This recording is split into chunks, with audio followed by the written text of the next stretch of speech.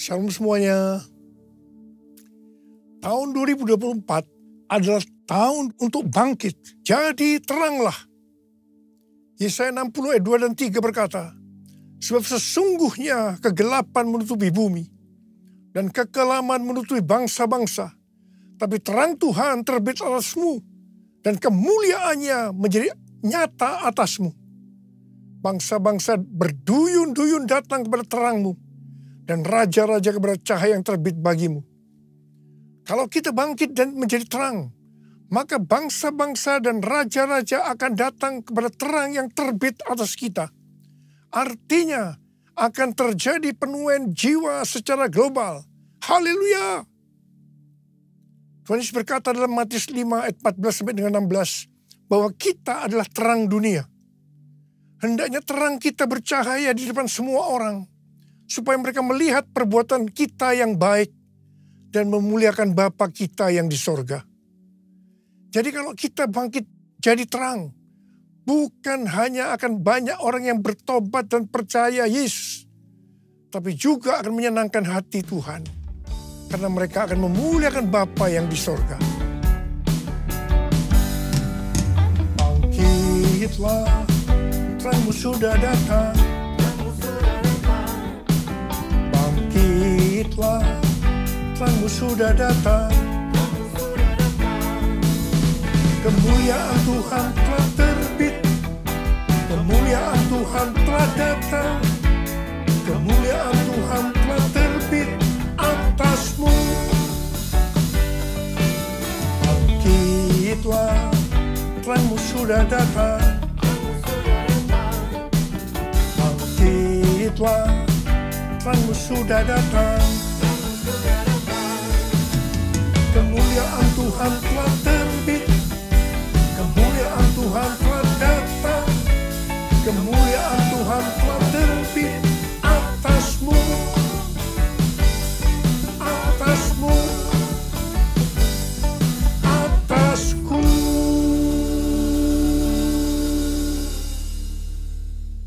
Bangkit dan jadi teranglah. Artinya kita harus menyelesaikan amanat agung. Tugas utama kita sebagai orang percaya adalah menyelesaikan amanat agung. Hal ini sesuai dengan perintah Tuhan Yesus dalam Matius 28 ayat 19 dan 20. Karena itu pergilah, jadikan semua bangsa muridku dan baptislah mereka dalam nama Bapa dan Anak dan Roh Kudus. Dan ajarlah mereka melakukan segala sesuatu yang telah kuperintahkan kepadamu. Ketahuilah, aku menyertai kamu senantiasa sampai akhir zaman.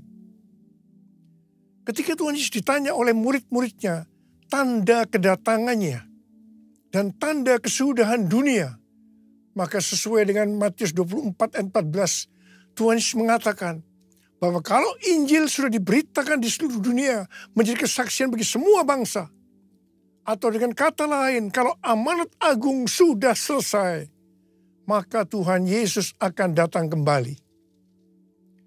Sesuai dengan yang dituliskan dalam Kisah Para Rasul mengenai proses penyelesaian amanat agung, maka di situ dituliskan hal-hal sebagai berikut. Yang pertama, Tuhan Yesus menargetkan penyelesaian amanat agung dimulai dari Yerusalem, kemudian Yudea dan Samaria, dan akhirnya sampai ke ujung bumi. Untuk itu, hal yang pertama dilakukan oleh Tuhan Yesus adalah Dia mencurahkan Roh Kudus untuk memberikan kuasa untuk menyelesaikan amanat agung, yaitu supaya mereka menjadi saksi Yesus. Murid-murid dipenuhi Roh Kudus, dibaptis Roh Kudus dengan tanda awal berbahasa roh. Setelah mereka dipenuhi Roh Kudus dengan tanda awal berbahasa roh, maka mereka diberi kuasa untuk melakukan tanda dan mujizat. Dan yang lebih penting lagi, cara hidup jemaat berubah. Perubahan cara hidup jemaat, yaitu pertama, mereka suka membaca Alkitab. Yang kedua, mereka suka berdoa. Yang ketiga, mereka hidup dalam unity. Yang keempat, mereka suka memberi.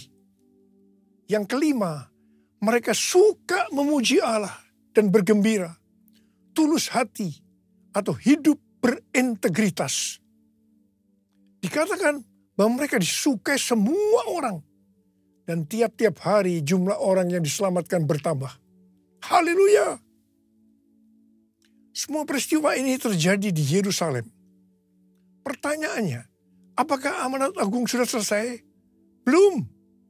Sebab harus ke Yudea, Samaria, dan sampai ke ujung bumi. Jadi proses berikutnya, targetnya adalah Yudea dan Samaria. Supaya mereka pergi ke Yudea dan Samaria, ternyata harus dengan aniaya. Karena mereka dianiaya, maka mereka harus lari dari Yerusalem ke Yudea dan Samaria sambil memberitakan Injil. Hanya para rasul saja yang tinggal di Yerusalem. Ternyata aniaya terhadap gereja itu diperlukan supaya mereka tidak hanya tinggal di comfort zone, tetapi harus pergi menjadikan semua bangsa murid Tuhan Yesus. Setelah dari Yerusalem, maka ke Yudea dan Samaria. Apakah amanat agung sudah selesai? Belum. Karena harus terus sampai ke ujung bumi. Untuk itu, Tuhan Yesus memberikan suatu paradigma yang baru dalam pelayanan. Selama ini, pengertian tentang keselamatan itu hanya untuk orang Yahudi saja. Tetapi dari peristiwa Kornelius yang bukan orang Yahudi juga diselamatkan. Akhirnya mereka mengerti bahwa keselamatan bukan hanya untuk orang Yahudi saja, tapi untuk semua bangsa, termasuk bangsa Indonesia. Haleluya! Perlu digarisbawahi bahwa proses penyelesaian amanat agung yang dituliskan di kitab Kisah Para Rasul bukan hanya untuk waktu itu saja, tetapi pola proses penyelesaian amanat agung ini berlaku sampai dengan hari ini, sampai tahun 2033, bahkan sampai Tuhan Yesus datang kembali untuk kali yang kedua. Pencurahan Roh Kudus yang terjadi di kamar loteng sekitar 2000 tahun yang lalu disebut dengan Pentakosta pertama. Pentakosta pertama ini dahsyat. Sebab dalam kurun waktu beberapa ratus tahun, sekitar 70% dari dunia yang dikenal waktu itu, yaitu yang berada di bawah pemerintahan Kekaisaran Romawi, menjadi Kristen. Wow. Pentakosta pertama ini dahsyat. Pertanyaannya, apakah amanat agung sudah selesai? Belum. Karena itu pada tahun 1906, Roh Kudus kembali dicurahkan di Azusa Street Revival. Hamba Tuhan berkulit hitam William Seymour dipakai Tuhan. Ini disebutkan dengan Pentakosta kedua. Pentakosta kedua ini dahsyat. Sebab memunculkan gerakan Pentakosta dan karismatik. Sampai dengan saat ini ada sekitar 700 juta orang yang diberdayakan Roh Kudus. Pentakosta kedua dahsyat. Pertanyaannya, apakah amanat agung sudah selesai? Belum. Karena itu hari-hari ini kembali Roh Kudus dicurahkan. Ini disebut Pentakosta ketiga. Pentakosta ketiga adalah pencurahan Roh Kudus yang dahsyat di zaman ini, melebihi yang terjadi di Azusa Street. Pentakosta ketiga akan mengakibatkan penuaian jiwa yang terbesar dan yang terakhir sebelum Tuhan Yesus datang kembali. Pentakosta ketiga akan membangkitkan generasi Yeremia, yaitu anak-anak muda yang dipenuhi Roh Kudus, cinta mati-matian kepada Tuhan Yesus, tidak kompromi terhadap dosa, dan akan bergerak untuk memenangkan banyak jiwa. Pentakosta ketiga lahir di Indonesia dan akan bergerak dari timur ke barat dan kembali ke Yerusalem. Pentakosta ketiga akan memberikan kuasa untuk menyelesaikan amanat agung. Dan setelah itu Tuhan Yesus datang kembali. Kita harus percaya dengan Pentakosta ketiga, maka amanat agung selesai. Bumi penuh kemuliaan-Nya,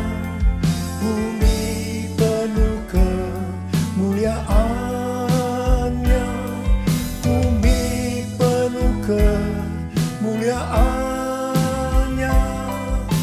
Sucilah Tuhan, bumi penuh kemuliaan-Nya, bumi penuh kemuliaan-Nya, bumi penuh kemuliaan-Nya. Sucilah Tuhan. Tahun 2009, Tuhan berbicara kepada saya bahwa sebelum kedatangannya yang kedua kali akan terjadi pencurahan Roh Kudus yang dahsyat. Tahun 2013 pada waktu konferensi Empower 21 Asia di SICC, Tuhan memberikan nama tentang pencurahan Roh Kudus ini dengan Pentakosta ketiga. Pada tahun 2013 itu juga, ketika ada Global Council Meeting Empower 21 di Hawaii, Tuhan memberikan visi bahwa pada Pentakosta 2033, setiap orang akan mendapatkan kesempatan untuk berjumpa secara autentik dengan Tuhan Yesus melalui kuasa dan hadirat Roh Kudus. Terus terang saya bertanya-tanya tentang visi ini. Sampai akhirnya pada Mei 2022, ketika acara World Prayer Assembly kedua diadakan di SICC Tower lantai 11 secara hybrid. Ada 3 pembicara yang berbicara tentang tahun 2033, yaitu Billy Wilson, Rick Warren, dan Nicky Gumbel. Pada waktu itu, saya dibukakan pengertian ini oleh Tuhan. Dan saya berkata, I got it, I got it. Wow. Bulan Juli 2022, waktu memulai renovasi Azusa Street Prayer Tower, di mana saat itu hadir Billy Wilson, Tim Hill, General Overseer Church of God, saya bersaksi tentang hal ini. Saya percaya waktu itu kita bersama-sama berkata, I got it, I got it. Pada Juni 2023, Empower 21 Global mengadakan konferensi di Amsterdam yang temanya adalah Everyone, yang membicarakan tentang tahun 2033. Di akhir dari konferensi itu, Tuhan menyuruh saya untuk mengadakan Everyone Asia 2024, Reaching Every Person on Earth, pada tanggal 3 sampai dengan 5 Juli 2024 di SICC. Waktu di Amsterdam, kita para pemimpin berbicara tentang hal ini. Kita mengatakan bahwa konferensi ini merupakan trigger kebangunan rohani global, terutama untuk next generation. Tanggal 15 Maret 2024, saya diberikan pengertian oleh Tuhan bahwa kebangunan rohani yang terbesar dan yang terakhir sudah dimulai. Saya sangat bersuka cita ketika Tuhan berbicara tentang hal ini. Sebab momen ini yang sudah lama saya tunggu. Ternyata di tanggal 16 Maret 2024, saya mendapatkan konfirmasi pertama tentang hal ini. Di mana James W. Gold bernubuat bahwa sekarang kebangunan rohani yang besar dan kebangkitan generasi anak-anak muda sudah dimulai. Haleluya. Konfirmasi kedua tentang hal ini adalah bahwa pada bulan Juli 2024, Church of God akan mengadakan General Assembly yang ke-79 di Indianapolis, Amerika Serikat. Yang temanya Harvest Now. Harvest Now. Haleluya. Seperti apa yang Rick Warren dapatkan, bahwa goal untuk menyelesaikan amanat agung adalah tahun 2033. Kita harus memfokuskan diri untuk tahun 2033. Tuhan memberikan pengertian bahwa kita saat ini seperti bangsa Israel yang di bawah pimpinan Yosua memasuki tanah perjanjian. Seperti Yosua 3 ayat 4 yang berkata bahwa kita belum pernah melalui jalan ini sebelumnya. Maka kita pun untuk menuju tahun 2033, Tuhan berkata, belum pernah melalui jalan ini sebelumnya. Kalau bangsa Israel waktu itu dituntun oleh tabut Allah, maka kita saat ini dituntun oleh Roh Kudus.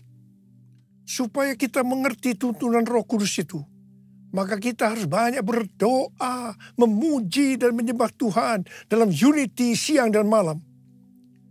Saya percaya pola penuaian jiwa menuju tahun 2033, polanya seperti yang terjadi di Asbury, University Kentucky, yaitu mereka berdoa, memuji dan menyembah Tuhan dalam unity siang dan malam. Selain itu, supaya kita mengerti tuntunan Tuhan itu, maka kita juga harus melakukan seperti yang dikatakan dalam Yosua 3 ayat 5, yaitu harus menguduskan diri. Hidup kita harus kudus. Sekali lagi saya katakan, hidup kita harus kudus. Sucikan dan kuduskan hati ini untuk layak menghadap hadirat-Mu. Tubuh jiwa rohku kuserahkan padamu, ku menyembah-Mu. Tinggikan nama-Mu ya Tuhan, mulialah nama-Mu ya Tuhan. Tiada lain seperti Engkau ya Allahku, besar kuasa-Mu. Tiada lain seperti Engkau ya Allahku, besar kuasa-Mu. Besar kuasa-Mu, besar kuasa-Mu.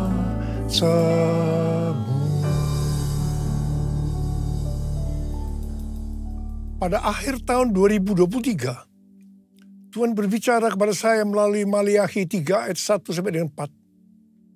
Lihat, aku menyuruh utusanku agar ia mempersiapkan jalan di hadapanku.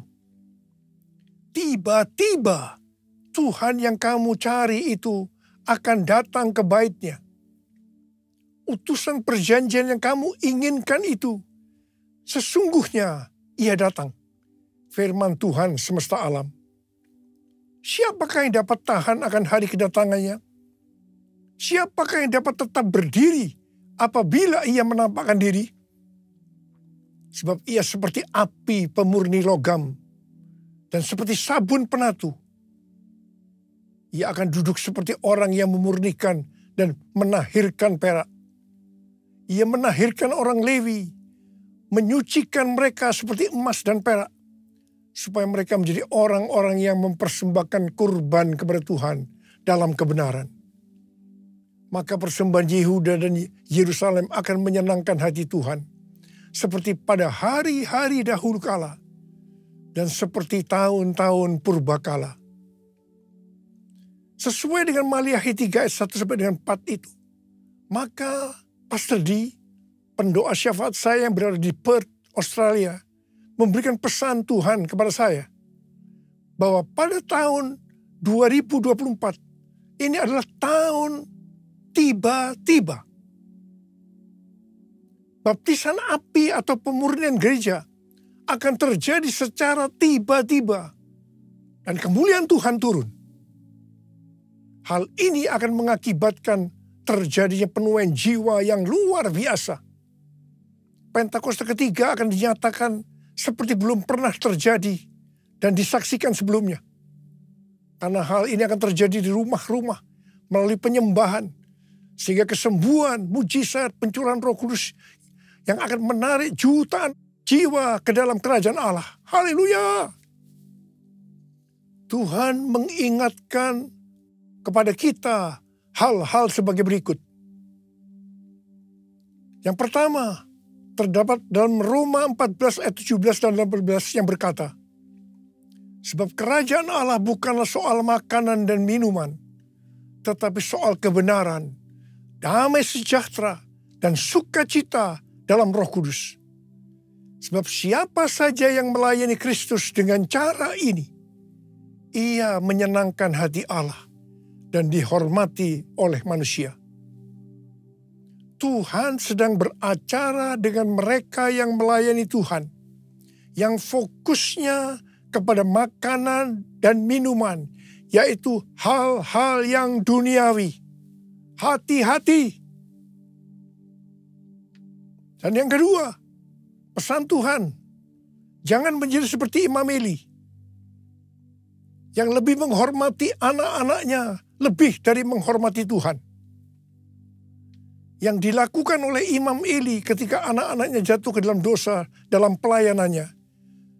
Mereka hanya dinasihati saja, tanpa ditindak dengan standar kebenaran firman Tuhan.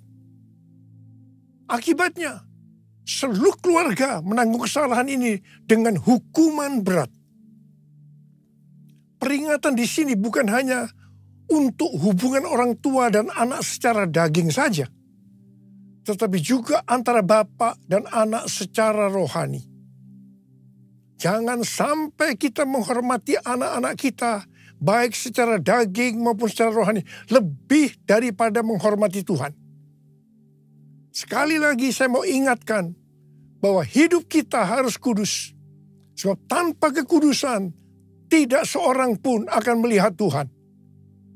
Ada berapa banyak di antara kita yang mau janji di hadapan Tuhan? Tuhan, saya mau hidup kudus. Saya mau hidup kudus. Angkat tangan kita di hadapan Tuhan. Mari, angkat tangan kita di hadapan Tuhan. Hosana, Hosana di tempat yang tinggi. Hosana, Hosana di hati yang suci. Hosana, Hosana, Hosana di tempat yang tinggi. Hosana, Hosana di hati yang suci.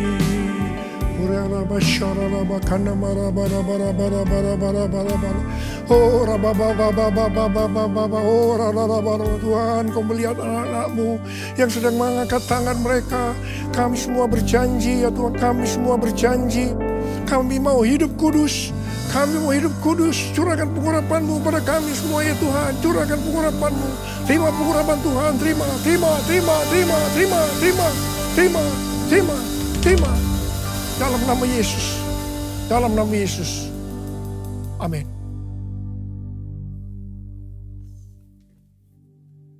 Kita akan masuk ke dalam perjamuan kudus. Kita akan mengingat ayat ini. Sebab setiap kali kamu makan roti ini dan minum cawan ini, kamu memberitakan kematian Tuhan sampai Ia datang. Perjamuan kudus adalah perjamuan Tuhan Yesus sendiri. Setiap kali kita masuk ke dalam perjamuan kudus, Tuhan Yesus selalu berkata, biarlah ini menjadi peringatan akan aku.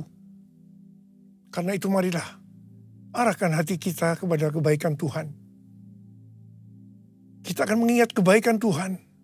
Supaya kita lebih mengasihi Tuhan Yesus. Kita lebih mengasihi satu dengan yang lain. Mari tundukkan kepala. Bapa, siapakah kami sebelum kami mengenal Engkau? Kami semua orang berdosa. Upah dosa adalah maut, mati. Tapi Engkau yang tidak berdosa telah dijadikan dosa oleh karena kami. Engkau harus turun dari sorga mulia, menjelma menjadi manusia, untuk mati ganti kami. Ya Tuhan, betapa baiknya Engkau ya Aba. Betapa baiknya Engkau Aba. Engkau jadikan kami sebagai anak-anak-Mu.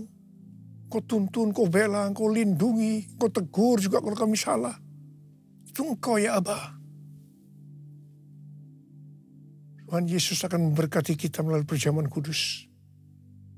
Tapi Tuhan mau kita makan dan minum dengan cara yang benar. Karena itu masing-masing sekarang tundukkan kepala. Introspeksi. Lihat keadaan dirimu masing-masing. Jangan menyimpan dosa. Kalau ada dosa, langsung selesaikan dengan Tuhan.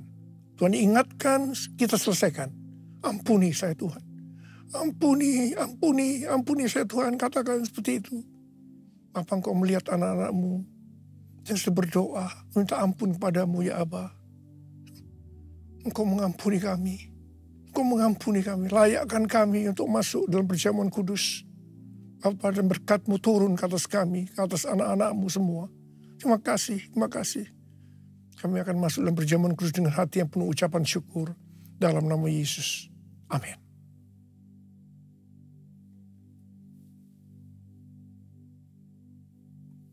Sekarang mari angkat roti di tangan kanan kita tinggi-tinggi. Sebab apa yang telah kuteruskan kepadamu telah aku terima dari Tuhan. Yaitu bahwa Tuhan Yesus pada malam waktu ia diserahkan mengambil roti. Dan sesudah itu ia mengucap syukur atasnya. Ia memecah-mecahkannya dan berkata, inilah tubuhku yang diserahkan bagi kamu.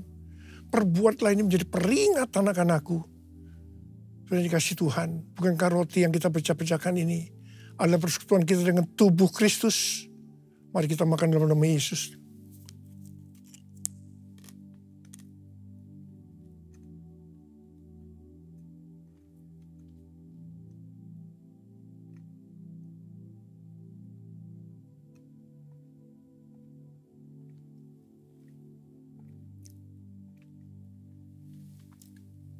Angkat cawan di tangan kanan kita tinggi-tinggi.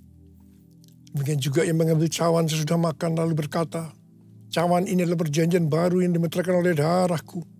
Perbuatlah ini setiap kali kamu meminumnya menjadi peringatan akan aku. Sudah dikasih Tuhan. Bukankah cawan pengucapan syukur yang atasnya kita ucapkan syukur adalah persekutuan kita dengan darah Yesus. Mari kita minum dalam nama Yesus.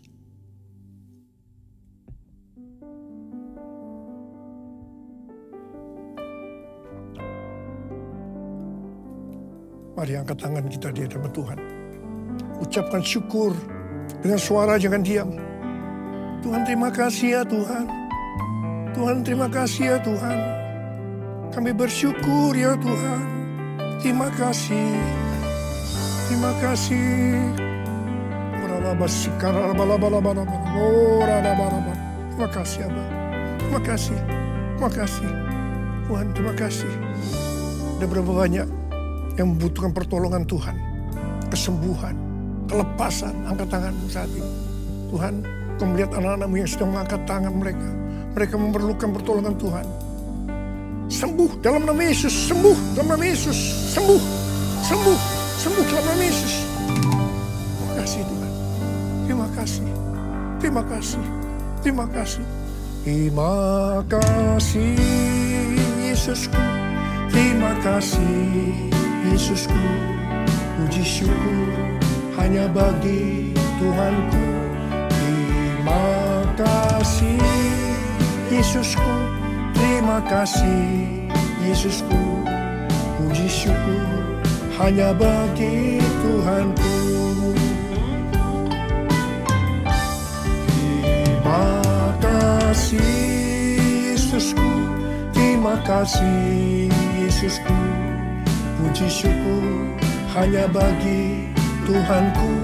Terima kasih Yesusku, terima kasih Yesusku, puji syukur hanya bagi Tuhanku. Puji syukur hanya bagi Tuhanku.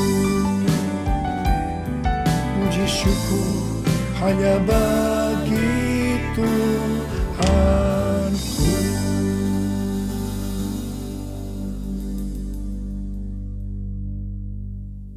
Sekarang terimalah berkat Tuhan. Kasih karunia yang berlimpah-limpah daripada Allah Bapa dalam Anak yang tunggal Yesus Kristus. Persekutuan yang manis dengan Roh Kudus menyertai kita semua mulai hari ini sampai Tuhan Yesus datang menjemput kita di awan-awan dan bahkan sampai selama-lamanya. Yang percaya bersama-sama katakan amin.